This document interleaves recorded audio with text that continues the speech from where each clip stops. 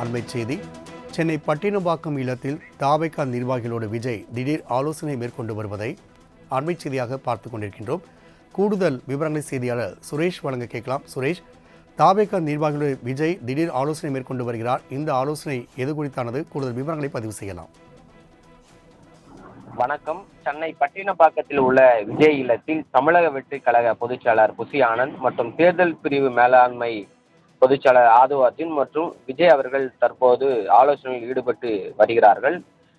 அதிமுகவில் இருந்து நீக்கப்பட்ட முன்னாள் அமைச்சர் செங்கோட்டையின் தலைமைச் செயலகத்தில் சபாநாயகர் அப்பாவை சந்தித்து தனது ராஜினாமா பதவியை ராஜினாமா செய்திருந்தார். வரும் சட்டசபை தேர்தலில் அதிமுக வெற்றி பெற வேண்டும் என்றால் அதிமுகவில் இருந்து பிரிந்து சென்றவர்கள் ஒன்றிணைக்க வேண்டும்.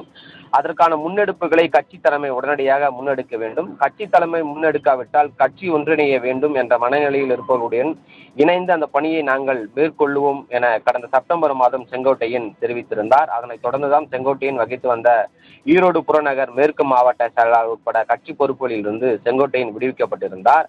அவர் வகித்து வந்த மாவட்ட செயலாளர் பதவியும் அதிமுக எம்எல்ஏ செல்வராஜிடம் ஒப்படைக்கப்பட்டிருந்தது. இந்த நிலையில்தான் அதிமுகவுடைய உறுப்பினர் என்ற அளவில் தொடர்ந்து பயணித்து வந்த செங்கோட்டையன் கடந்த அக்டோபர் 30 பசும்பொன்னில் நடைபெற்ற தேவ ஜெயந்தி நிகழ்ச்சியில் டிடிவி தினகரன் மற்றும் ஓ பன்னீர்செல்வமுடன் இணைந்து மரியாதை செலுத்தினார். அதனைத் தொடர்ந்துதான் அதிமுகவில் அடிப்படை உறுப்பினர் உட்பட அனைத்து பொறுப்புகளில் இருந்தும் செங்கோட்டையனை எடப்பாடி அவர்கள் நீக்கி அதிரடியாக நடவடிக்கை எடுத்திருந்தார். அதனைத் தொடர்ந்துதான் 2 நாட்களுக்கு முன்பாக செங்கோட்டையன் தமிழக வெற்றி கழக கட்சியில் இணைய போவதாக தகவல்கள் என்பது வெளியாகி இருந்தது.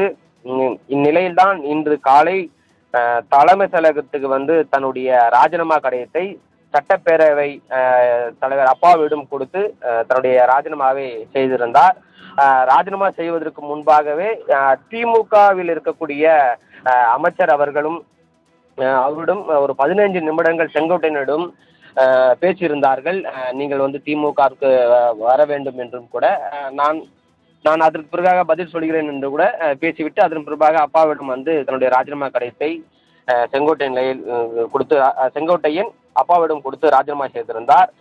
இந்நிலையில் தான் செங்கோட்டையன் அவர்களுக்கு தமிழக வெற்றி கழகத்தில் என்ன பதவிகள் கொடுக்கலாம் என்று தற்போது பட்டினப்பாக்கத்தில் இருக்கக்கூடிய விஜய் இல்லத்தில் தமிழக வெற்றி கழகர் புசி ஆனந்த் மற்றும் தேர்தல் பிரிவு மேலாண்மை பொதுச்செயலாளர்